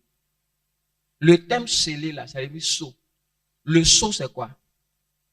Je l'ai expliqué. Quand tu vas acheter quelque chose dans un magasin, tu dis, je vais acheter ce micro. Le micro coûte 5 000. Tu donnes 1000 francs. Quand dans les 1000 francs, ils prennent un papier, ils écrivent vendu. Et puis ils mettent dessus. Nous sommes l'héritage de Dieu. Dieu n'a pas d'héritage. Nous sommes son héritage. Donc, il met un sceau sur nous. Le sceau, c'est quoi? C'est le Saint-Esprit. Donc, le Saint-Esprit qui nous a scellés, c'est pour dire à toute la création, aux démons, domination, à tous, que ceux-là, c'est mon héritage. Mais je vais venir les chercher. Il dit, on était scellé le Saint-Esprit qui a été promis, lequel est le gage de notre héritage pour la rédemption de ceux qui s'est acquis. C'est le mot possession, héritage. Ça veut dire quoi? Il va venir nous chercher. On n'a pas encore la nature qu'il faut pour son héritage. Son héritage, c'est quand on va ressusciter et qu'on aura, n'est-ce pas, le corps glorieux qui va nous permettre de communier avec lui. Donc, le sceau, c'est pour dire au monde entier que nous sommes son héritage. Mais en même temps, le même Saint-Esprit qui est le sceau de son héritage à lui que nous sommes, on dit virgule, il est le gage de notre héritage à nous. Ça veut dire quoi? Ça veut dire que le Saint-Esprit aussi est l'avance que Dieu nous a donnée pour nous dire qu'il y a un héritage qui vous attend. Mais voici l'avance. Voici le gage. Le gage, toi tu es un juriste. Le gage, c'est un thème de droit. C'est une garantie contractuelle. Par lequel quoi? Par laquelle un débiteur, quelqu'un qui te doit, te donne une avance pour te dire, voici l'avance que je te donne. C'est un aperçu de ce qui t'attend. Donc, ce qui nous attend dans le ciel, l'héritage là, l'aperçu de l'héritage, c'est le Saint-Esprit. Donc, ce que toi tu as en réalité dans ce monde-là, c'est le Saint-Esprit. Tu vois très bien. Là, le Saint-Esprit, il n'a rien à voir avec les richesses matérielles. n'a rien à voir avec ce que tu penses. Il est infiniment supérieur à tout ça. Pourquoi? Le Saint-Esprit peut te faire avoir ce que l'argent ne peut pas te faire avoir. Le Saint-Esprit peut faire, par exemple, que tu guérisses d'un cancer que des millions ne peuvent pas soigner. Le Saint-Esprit peut faire qu'en une seconde, on t'appelle de ta position où tu es ici pour devenir Premier ministre de l'Égypte. Donc, le Saint-Esprit n'a rien à voir avec tout ça. Ce que tu as, c'est le Saint-Esprit. Tu n'as rien d'autre. Donc, quand tu as le Saint-Esprit, quelqu'un n'a pas le Saint-Esprit et qu'il a tout le monde entier, il ne peut pas se comparer à toi. C'est pour ça que quand on prend les richesses matérielles, quand on met ça au standard, et puis maintenant, on met ça comme si c'était des choses tellement importantes, et puis maintenant, les païens sont confus, ils ne comprennent pas. Mais ceux-là qui sont dans les plus que nous, ils parlent de non, Dieu va t'élever, tu vas avoir des bénédictions, des richesses, mais on a ça. Ils parlent de quoi, ceux-là? Ils parlent de quoi même? Voici Jean et Pierre qui passent. Il dit, or et argent, nous n'avons pas. C'est qu'on a, là, on te donne. C'est qu'on a le Saint-Esprit. Maintenant, ceux qui ont or et argent, venez faire marcher l'impotent. Il se regarde. On n'a pas or et argent. Mais c'est qu'on a, on te donne. Lève-toi, marche. C'est ce que nous on a. On a cet héritage-là. On a ça. Ce que nous on a, c'est un esprit qui peut ramener les morts à la vie. Ça veut dire quoi? Ça veut dire que tout ce qui est mort, ça peut être mort dans tes affaires, dans ton foyer, mort, tout ce qui est mort dans ta vie. J'ai un héritage. Ce que moi j'ai là. J'ai quelque chose qui peut ramener à la vie tout ce qui est mort. Maintenant, c'est comment tu t'occupes, tu prends soin de ton héritage là. C'est là qu'il va montrer aux gens maintenant qu'est-ce que tu as. On ressemble souvent à des malheureux, à des indigents, parce que les gens ne voient pas le Saint-Esprit. Ils nous voient. En fait, la façon dont j'ai donné l'enseignement, tu peux savoir comment devenir humble. Tu peux savoir pourquoi devenir humble. Tu peux savoir déjà la puissance de l'humilité. En fait, l'enseignement a été donné parce que toi-même tu as les réponses à toutes ces choses-là. Mais je vais dire un peu comment devenir humble. Je vais aborder ça en 2-3 minutes et puis on va prier pour la fin. Il y a une psychologie dans le royaume de Dieu qu'il faut connaître. Ça te permet de devenir humble. Jésus en a parlé. Et on va regarder ça avec 3 versets que Jésus a utilisés. Gestion, la façon de gérer les affaires séculières et les affaires spirituelles. Dans la psychologie du royaume de Dieu, sur l'honneur et la position. Je vais en parler un peu, avec des versets que Jésus a utilisés. Prenons, par exemple, on va commencer avec les affaires spirituelles, les choses spirituelles. Prenons Matthieu 23, 5 à 12. On va lire Matthieu 23, 5 à 12. Matthieu 23, 5 à 12. Ils font toutes leurs actions pour être vus des hommes. Il parle de les pharisiens. Tout ce qu'ils font, c'est pour qu'on les voit. Continue. Ainsi, ils portent de larges phylactères et ils ont de longues franges à leurs vêtements. Ils aiment la première place dans les festins et les premiers sièges dans les synagogues.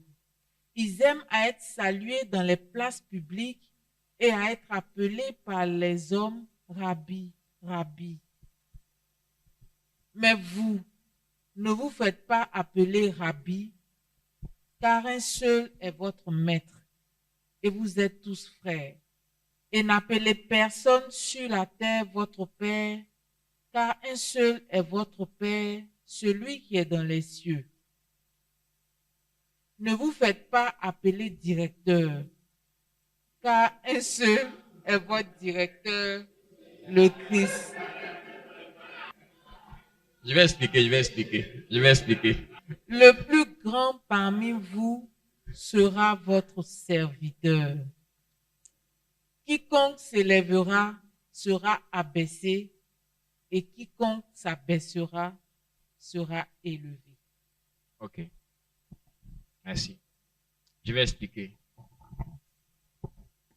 Il a pris certains termes qui veulent prêter à confusion. Il dit, ne vous faites pas appeler père. Il parlait de qui? Il parlait des leaders religieux. Il dit, il ne faut pas que vous allez permettre aux gens de vous appeler père, papa, daddy. Il dit non. Je vais expliquer. Sans polémique, je vais expliquer. Il dit, ne vous faites pas appeler maître.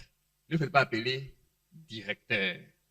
Non, ici, je parle de quoi? Je parle de la psychologie du royaume par rapport à l'honneur et la position dans les affaires spirituelles. Donc, ici, on parle d'un contexte spirituel.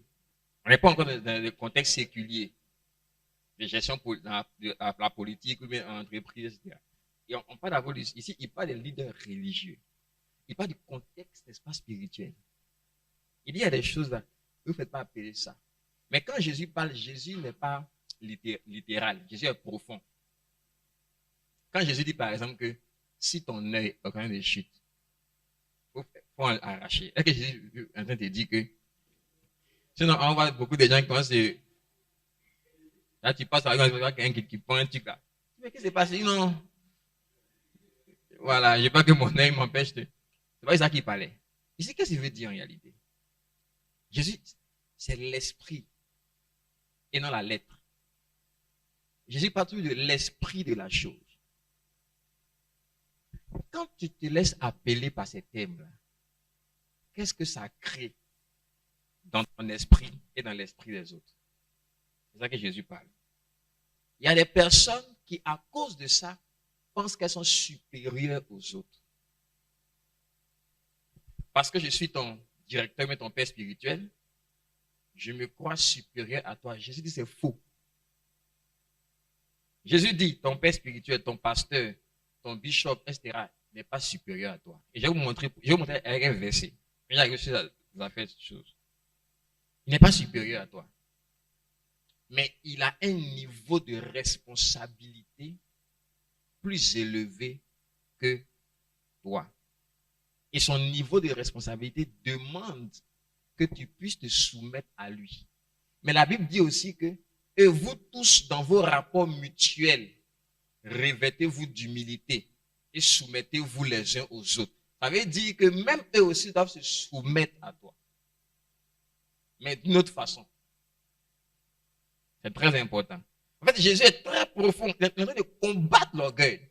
Parce que l'homme, jusqu'à ce qu'on soit racheté, on soit au ciel, là, il y a toujours une menace d'orgueil quelque part qui peut faire que tu vas chercher la place de Dieu dans la vie des gens. C'est pourquoi il dit, un seul est votre maître, un seul est votre directeur, un seul est votre père.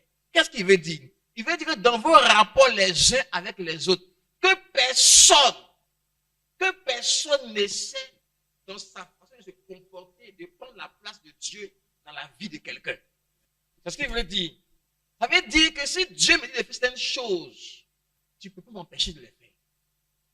Parce qu'en définitive, nous deux, on a un seul maître, un seul père, un seul directeur. Donc, il n'encourage pas la rébellion. Jésus est en train de prévenir l'orgueil et les abus. Donc, quand tu comprends cette parole de Jésus, que tu sois celui qui est le père, le directeur, mais celui qui est soumis, tu es humble.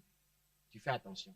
Parce que la personne dont tu es le père ou le directeur ou le truc là, Dieu va te juger sévèrement là, sur la façon dont tu as été son directeur et son père. Là.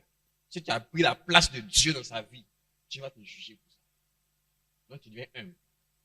Donc il y a beaucoup d'humilité avec laquelle tu gères. Il n'y a pas d'abus. Dans les affaires séculières, il dit ceux qui sont dans le monde les dominent et les tyrannisent. Et ça, on va le voir. Regardez. Matthieu 20, 25 à 28. Je vais finir par ça même. Matthieu 20, 25 à 28. Et puis quelqu'un, je vais confirmer Matthieu 20 avec Deutéronome 17, 15 à 20. Quelqu'un me prépare Deutéronome 17, 15 à 20. Matthieu 20, 25. Jésus les appela et dit, vous savez que les chefs des nations les tyrannisent et que les grands les asservissent. Mhm. Il n'en sera pas de même au milieu de vous. Mais quiconque veut être grand parmi vous, qu'il soit votre serviteur. Et quiconque veut être le premier parmi vous, qu'il soit votre esclave. C'est ainsi que le Fils de l'homme est venu, non pour être servi, mais pour servir et donner sa vie comme la rançon de plusieurs. Très bien. Je confirme. Ici, il a parlé donc des rois, des nations, de tout ce qui est autorité. Dans une nation, des entreprises, des organisations, etc. Tout ça, on met ça dans ce verset. Dans Deutéronome, Dieu donne la loi et il dit des choses précises sur les rois qu'on devait prendre pour régner sur Israël. Et comme la Bible est une et indivisible, ce que Dieu dit dans le Nouveau Testament, est ce qu'il dit dans l'Ancien Testament. Beaucoup de gens ont pensé que c'était différent. Non, c'est la même chose. En fait, le Nouveau Testament est l'explication de l'Ancien Testament. Jésus a dit, je ne suis pas venu pour abolir la loi, je suis venu pour l'accomplir. Il y a des principes dans l'Ancien Testament. En fait, le Nouveau Testament, ce n'est que l'explication des principes de l'Ancien Testament. C'est pourquoi ces principes, quand tu les mets en œuvre, tu verras les fruits. Parce que la loi est bonne. Paul l'a dit. Paul dit la loi est sainte, elle est juste, elle est bonne. Sauf que nous, on ne peut pas l'accomplir. Elle est juste, elle est sainte, elle est bonne. Donc, il fallait que quelqu'un puisse l'accomplir pour nous, Jésus. Donc, comme il a accompli la loi pour nous, nous maintenant, on n'a plus à l'accomplir. On n'a qu'à croire en lui.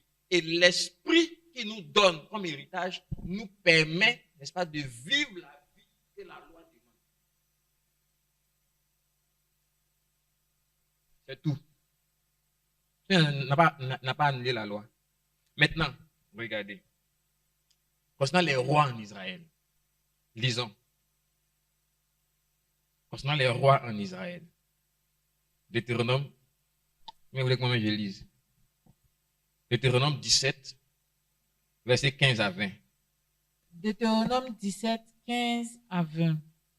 Tu mettras sur toi un roi que choisira l'Éternel. Si tu veux, commence à 14. Pourquoi on 14, voit que okay. C'est les rois qui vont mettre sur eux quand ils vont arriver dans le pays de la promesse. Commence à 14. Lorsque tu seras entré dans le pays que l'Éternel, ton Dieu, te donne, lorsque tu le posséderas, que tu y auras établi ta demeure et que tu diras, je veux mettre un roi sur moi comme toutes les nations qui m'entourent. Tu mettras sur toi un roi que choisira l'Éternel ton Dieu. Tu prendras un roi du milieu de tes frères. Tu ne pourras pas te donner un étranger qui ne soit pas ton frère.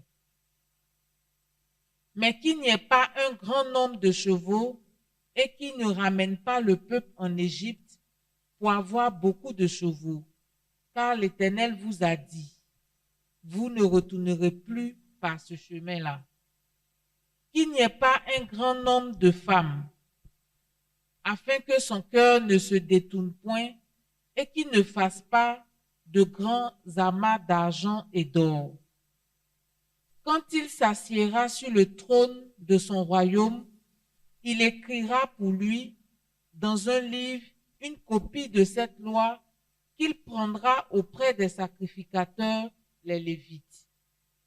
Il devra la voir avec lui et y lit tous les jours de sa vie afin qu'il apprenne à craindre l'Éternel, son Dieu, à observer et à mettre en pratique toutes les paroles de cette loi et toutes ses ordonnances. Maintenant, il y a le verset 20.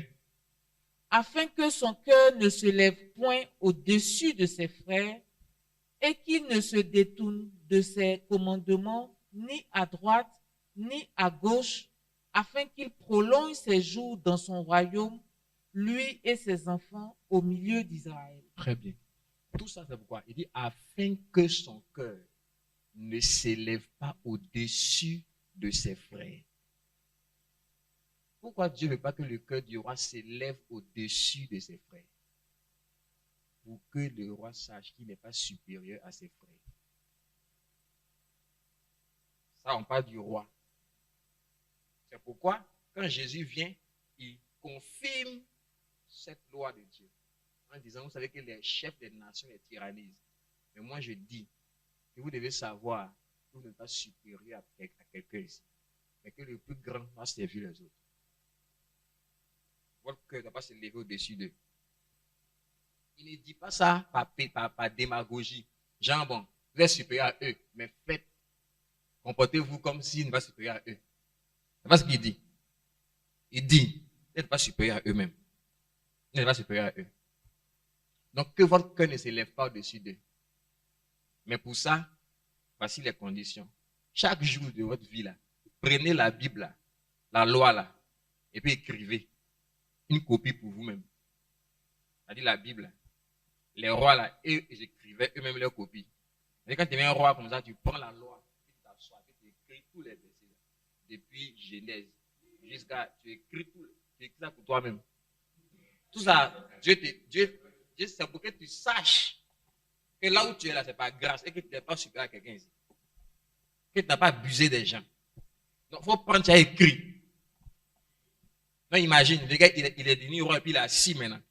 Et puis, on lui envoie la loi, on lui envoie la Torah. Puis, il commence. Au commencement, l'Esprit de Dieu s'est mouvé au-dessus d'ici. Et Dieu dit. Et puis, il écrit tout ça. Quand tu as fini d'écrire ça, là, ça va craindre Dieu. Amen. Donc, et puis le troisième point, c'est les places d'honneur. On cherche les premières places. Il ne faut pas chercher les places d'honneur. Il y a des petites choses qui montrent un peu notre orgueil. Hein. Je ne sais pas comment on dit ça. À qui c'est déjà arrivé? Tu arrives dans une cérémonie. Toi-même, tu penses qu'on va te mettre devant. Puis tu es derrière. Ou bien, quand on te met quelque part, tu attends on vienne reconnaître que toi, tu dois être devant. Depuis là, on ne reconnaît pas. Depuis là, on t'approche, on te dit, mais viens devant. Il y a quelque chose qui va bouillir dans ton cœur. Là-bas. Frère, c'est l'orgueil.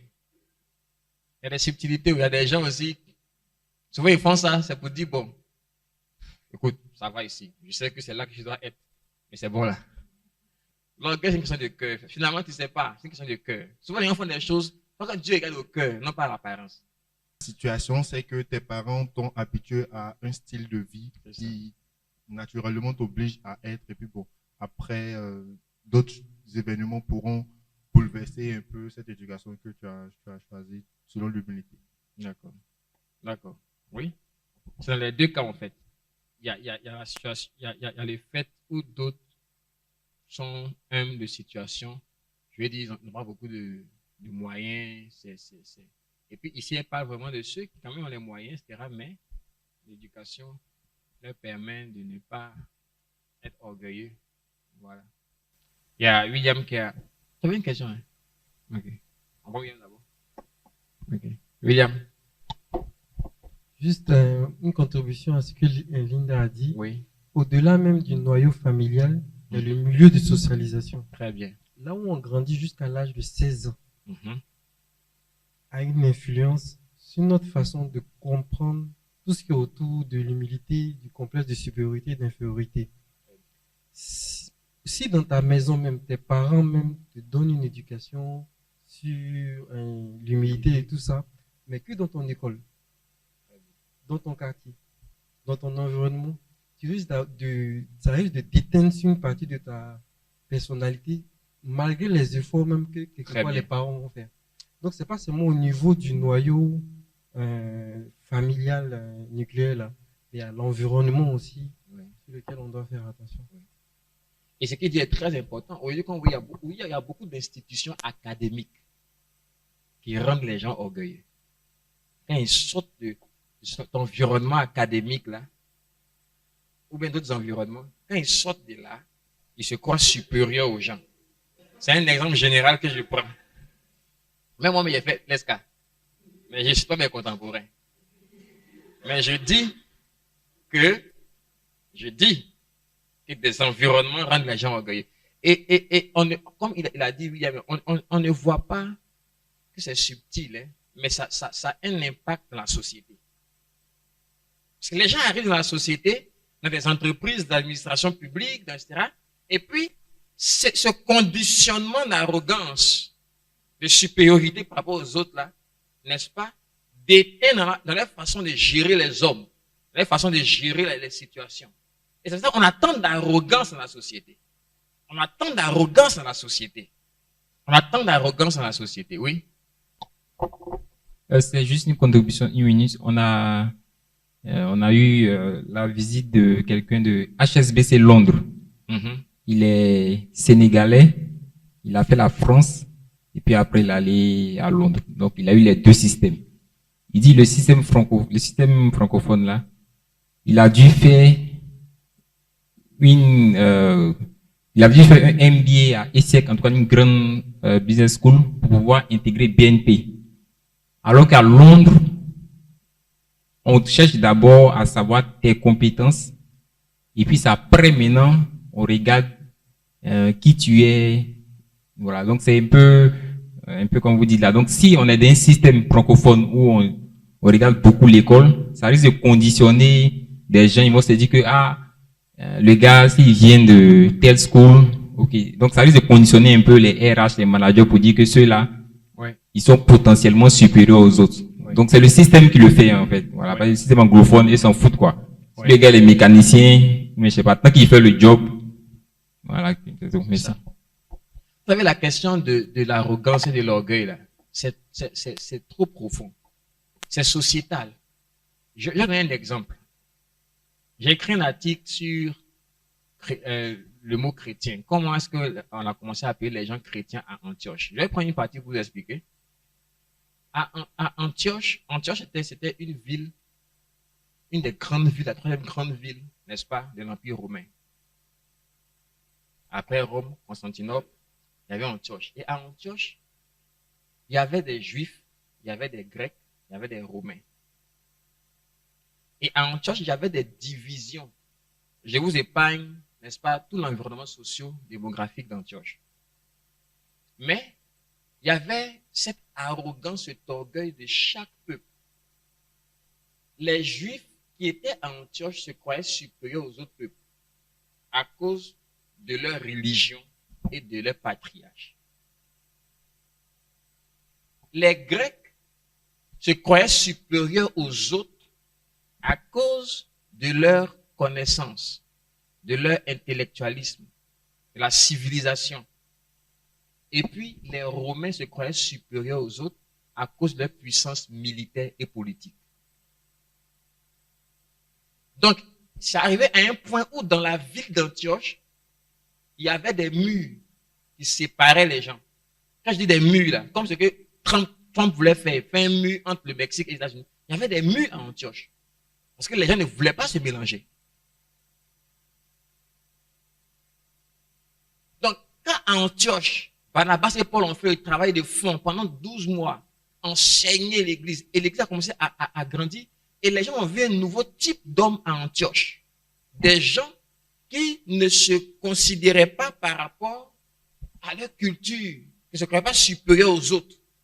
C'était une nouvelle race d'hommes. Et quand les gens les voyaient, on dit ça, c'est un nouveau type de personne. Et qu'est-ce qui les différenciait de tous les autres? Il faisait qu'il n'y avait pas de mur et qui se fondait à tout le monde. C'était parce qu'ils ont appelé chrétiens à cause de ça. Donc, le christianisme en lui-même, dans ses fondements, il y a un fondement d'humilité, il y a un fondement de je ne suis pas supérieur. Mais souvent, aujourd'hui, on ne le voit pas. Souvent, aujourd'hui, les plus arrogants, c'est les chrétiens. Souvent, les chrétiens même se croient supérieurs même aux païens. Non? Non. On est ensemble dans le même pays, là. Les chrétiens se croient supérieurs aux païens. Pourtant, Paul a dit à Tite, il dit, ne médite de personne. Ne médite de personne. Ne parle pas mal de personne, des païens. Parce que nous étions comme eux. Quand la grâce de Dieu nous a localisés. Donc, ne parlez pas mal d'un païen. Parce que vous étiez comme eux.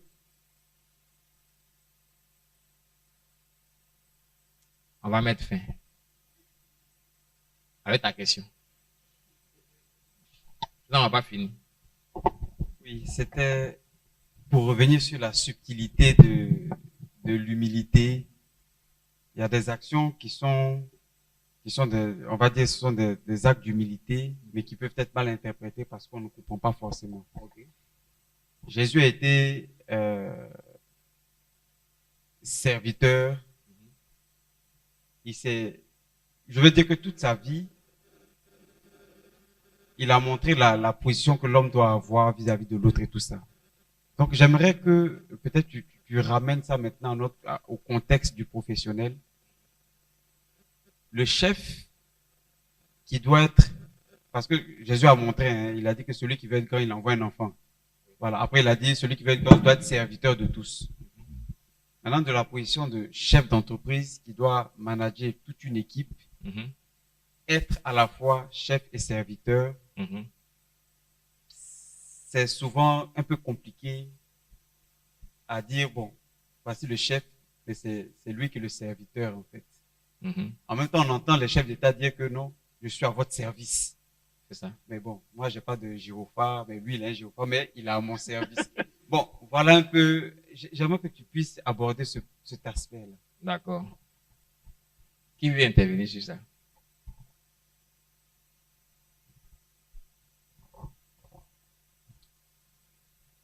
Donnez le micro.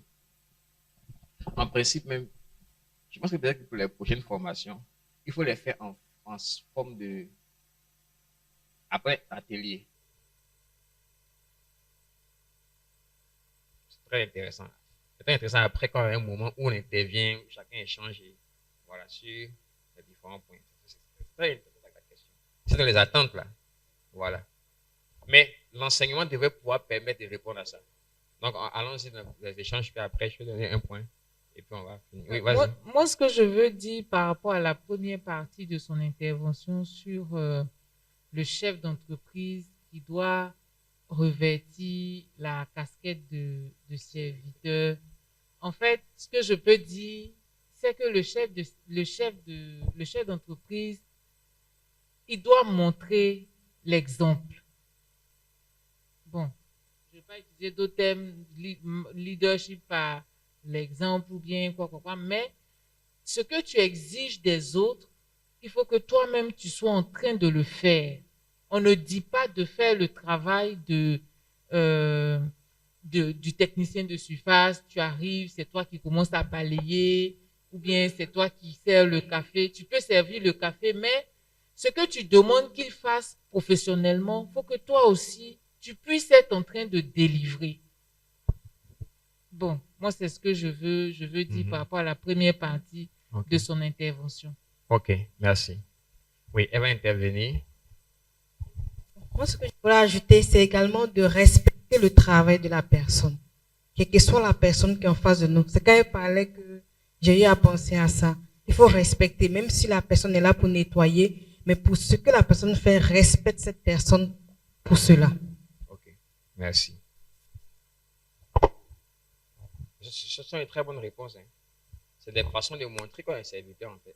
En effet, comme elle a dit, Jésus, il servait. En fait, si vous étudiez, et ça c'est une bonne question, prenez le temps d'étudier le ministère de Jésus, surtout les situations, les différentes circonstances où il s'est retrouvé avec ses disciples, avec la foule, et vous allez voir ce que Jésus disait en réalité. Il y a des fois où Jésus, je vais dire, il assumait sa position de chef. Hein.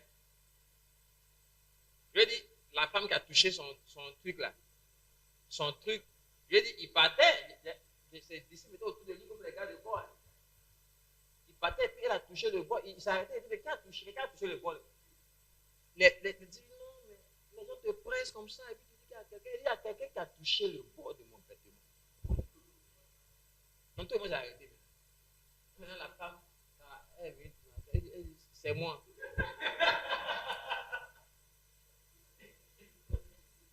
Il assumait sa position de chef. Elle est venue, c'est moi. Il n'a pas dit non, bon. On dit non, mais tout le monde te touche. C'est quoi? Il dit quelqu'un m'a touché. Il est là. Il faut que la chose se signale d'abord. Hein? Donc, il y a une nuance, effectivement, quand il dit que je me fais serviteur. Vas-y.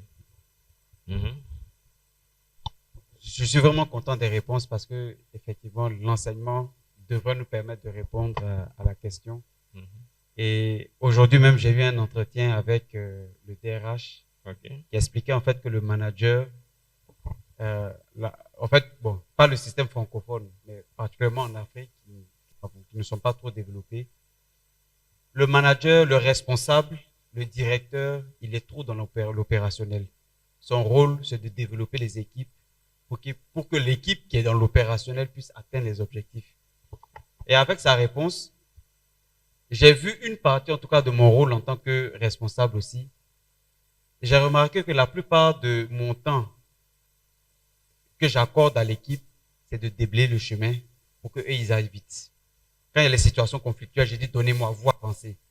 En fait, j'ai compris, en fait, que ce côté-là, c'est ce qui est mis au service, en fait, de l'équipe. Pour qu'eux, ils puissent avancer, pour qu'eux puissent se développer. Quand on fait le programme de formation, ce n'est pas au manager qu'on demande. Qu'est-ce qu'il faut faire? Si tu ne pousses pas, ils ne seront pas formés. Et beaucoup même en entreprise disent, mais vous seuls, aux achats là-bas, vous avez fait plus de 5 formations dans l'année. Moi, je demande une formation, ça fait 2 ans que je n'ai pas. Mais en fait, c'est le rôle du manager d'obtenir les formations pour... C'est vrai que je suis leur responsable, mais j'ai obtenu des choses qui leur permettront de grandir, en fait. Voilà. Merci Stéphane. Donc, je vais prendre, on va finir avec ça, avec la réponse à ta question. Quand Jésus a pris cet exemple-là, il parlait aux disciples. Il y a un des disciples qui était au premier plan de ce que Jésus disait. C'était l'apôtre Pierre. Quand Jésus a dit ça, il y a même eu une scène où Jésus voulait laver les pieds, et puis Pierre même, dans son zèle, il dit, tu as le chef. Un chef, il ne lave pas les pieds déjà. C'est non, on doit laver tes pieds. Jésus dit non. C'est-à-dire, Pierre, c'est les extrêmes, quoi. Il dit, bon, si c'est pour laver, lave-moi en entier. Jésus dit non, bon. Non, dans les équipes, c'est bien d'avoir des gens comme ça aussi. Hein. La preuve, c'est lui qui est après que Jésus a établi. Hein. Maintenant, ce Pierre-là, ce que Jésus a fait là, il va expliquer ça après. Parce que Jésus l'a fait en tant que berger.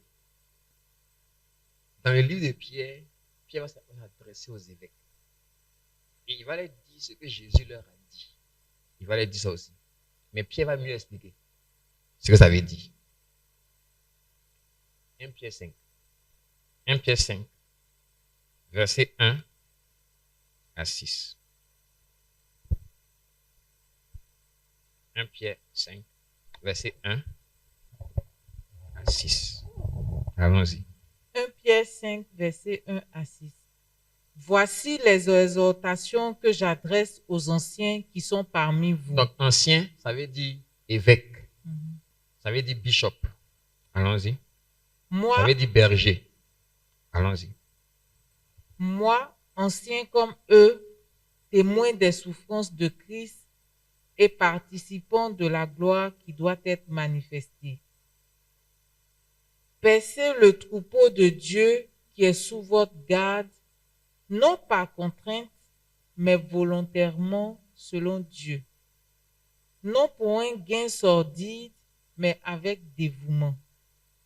Non comme dominant sur eux, comme dominant sur ceux qui vous sont échus en partage, mais en étant les modèles du troupeau. Et lorsque le souverain pasteur paraîtra, vous obtiendrez la couronne incorruptible de la gloire. De même, vous qui êtes jeunes, soyez soumis aux anciens. Et tous, dans vos rapports mutuels, revêtez-vous d'humilité Car Dieu résiste aux orgueilleux, mais il fait grâce aux humbles. Verset 6. Humiliez-vous donc sous la puissante main de Dieu, afin qu'il vous élève au temps convenable. Et déchargez-vous sur lui de tous vos soucis, car lui-même prend soin de vous. Très bien. Vous voyez le lien? Il parle de paître le troupeau. Il parle de se soumettre. Il parle aux anciens. Les anciens, c'est ceux qui étaient les plus anciens dans la foi, qui étaient établis par les apôtres pour s'occuper, pour être des bergers, n'est-ce pas, de l'Église. Et quand il finit de parler aux anciens, il parle aussi aux plus jeunes. Les plus jeunes, c'est le troupeau en fait. C'est eux les plus jeunes. Vous qui êtes jeunes là, c'est le troupeau. Il distingue le troupeau des anciens qui sont les bergers. Donc ce n'est pas jeune en termes de âge. Il parle de jeunes par rapport aux anciens. C'est-à-dire vous le troupeau. Eux c'est les bergers. Vous êtes le troupeau. Donc vous, on vous appelle jeunes. Eux on les appelle anciens. Donc il dit les anciens. Voici comment il faut être les serviteurs. C'est comment il faut les paître.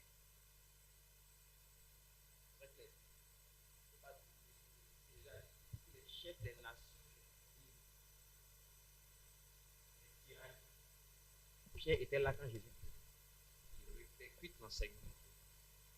Il dit voici comment vous devez être un leader. Le chef. Ne les pressez pas par contrainte.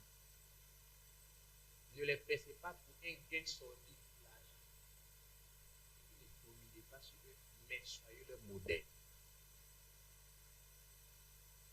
Et puis maintenant, il parle aux jeunes. Il dit vous aussi soumettez-vous à eux pour faciliter leur service. Et puis maintenant, vous les anciens, vous les jeunes, vous tous dans vos rapports mutuels, remettez-vous d'humilité, faciliter le travail. Parce que Dieu résiste aux orgueilleux. Il va résister à tout ancien ou à tout jeune qui est orgueilleux. Dieu va lui résister. Maintenant, si dans votre humilité et votre soumission, vous avez de l'autre, parce que vous êtes humble, ça vous crée des soucis. Alors, ça va créer de la rébellion chez vous. Mais au contraire, si ça vous crée des soucis, déchargez-vous sur Dieu. Car lui-même prend soin de vous. Parce que souvent, quand tu te soumets, les gens ont plus de créer des soucis. Donc, ça répond un peu.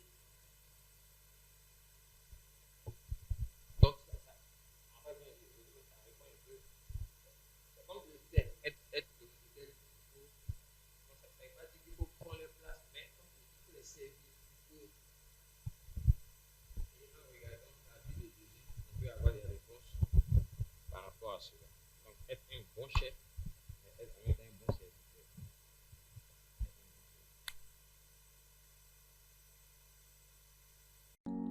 Merci de nous avoir suivis. Retrouvez-nous sur notre site internet et sur nos réseaux sociaux Facebook, YouTube et LinkedIn.